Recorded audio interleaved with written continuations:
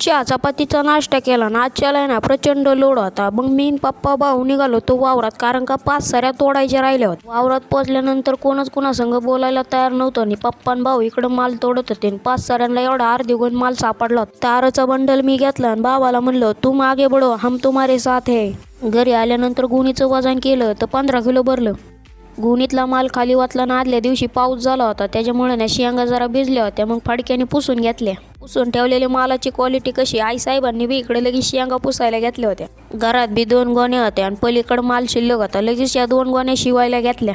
कपडे बदलून मी निघालो होतो रोडला. मीन भावानी या 3 गोण्या गाडी आणून टाकल्या होत्या. टेम्पोवाल्याची वाट बघत होतो. जेव्हा माल रेडी असतो ना तेव्हा येतच नाही. ही आजी म्हणत होती तुम्ही 3 जणांनी चोडलं ना, बाया घ्यायच्या ना. आता आम्हाला तोडता येते म्हणले, आम्ही बाया कशाला घेऊ. माणसाची प्रगती व्हायला लागली ना माणूस जळायला सुरुवात होतो. टेम्पोवाल्याची वाट बघून बघून टेम्पोवाला आला होता आणि 12 वाजले होते यायला. लगेच आपल्या गाडीमध्ये माल टाकून घेतला ना आई साहेबांना म्हणले वरती सावकात चढा. आता direct on the way Hadapsar market. ड्रायव्हरने गोण्या जरा कोपरा अडवल्या होत्या, गाचक्यात पडायची भ्या वाटत होती. काही लोकांना बसायला जागा नव्हती म्हणून आमच्या गोण्यांवरती बसली, पण आमचं पीक जरा नाजूक होतं. मी न मम्मी आरामात फळीवरती बसलो होतो.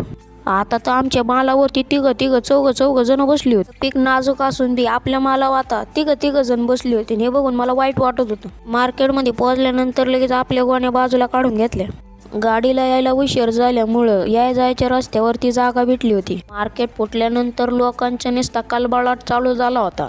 मार्केट चालू झाले आपल्या 2 गोण्या लगेच कापल्या. म्हणलं बाळू मामाचीच कृपा. व्यापाऱ्याने मला पैसे नाही दिलं. म्हणलं गाड्यावाल्या देतो. मग मालाचा पाठला कलत त्याच्या गाड्यावालोत. माल तर भरपूर आला होता, माल कापला त्यामुळं बरं वाटलं. भेंडीच्या गाळ्यामध्ये आलो होतो. 4 वाजल्या तरी माल नव्हता कापला, कारण का आदल्या दिवशी पाऊस झाल्यामुळे व्यापारी आले नव्हते. आमच्या गाडीतल्या माणसाचा बदला शिल्लक राहिला होता. म्हणला जा एवढा खपव. पण मला प्रश्न पडला होता, चांगल्या भेंड्या शिल्लक राहिल्यात पण ह्याला कोण घेणार आता. करीमुळं काय होतंय, सकाळचं जेवायलाच नाही भेटत. मग आई साहेबांनी डबा घेतला होता. मग आम्ही दोघं मस्तपैकी जेवलो. भोपळ्याच्या गाळ्यात आलो होतो तर भोपळं बी ठिकाणी चांगलं भोपळं शिल्लक होतं. मला भूक लागली होती. मग चालली एकाची काकडी. आमच्या गाडीचा पाटा तुटला होता. डायरेक्टच विषयाची एंड करून टाकला गाडी. बिटाच्या गाळ्यात आलो होतो. बिटाची बी 30 तडा झाली होती. आजच्याला बाजार स्वस्त होता, त्याच्यामुळे आई साहेबांनी 200 रुपयात चांगली फुल तरकारी आणली होती. घरी आल्यानंतर बारक्या केळ तोडत होता आणि बारक्याला काय केळ तुटाना. आई साहेबांनी डायरेक्ट पिशवीज घेऊन घरात गेले आणि बारक्या आई साहेबांच्या मागे गेला. मला केळ दे ना आजी. मी निघालो होतो चिकन आणायला. भाऊ नुसताच चिकनच्या पीसवर ठोको टाकत होता. मिठातलं चिकन झालं होतं. लगेच रस्सा प्यायला 1 नंबर क्वालिटी झाली. त्याच्यानंतर आई म्हणली जरा आहे ना तिखटातला रस्सा टेस्ट कर. तिखटातला रस्सा बी आहे ना क्वालिटी झाला होता.